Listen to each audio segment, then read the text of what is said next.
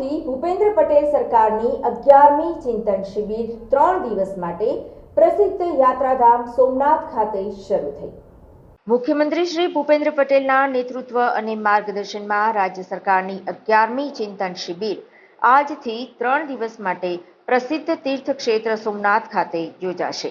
વડાપ્રધાન નરેન્દ્રભાઈ મોદીએ વહીવટી અને પ્રશાસનિક કાર્ય સંસ્કૃતિને નવી દિશા આપવા ગુજરાતમાં મુખ્યમંત્રી તરીકેના તેમના કાર્યકાળ દરમિયાન વર્ષ 2003થી ચિંતન શિબિરની શૃંખલા શરૂ કરાવી છે।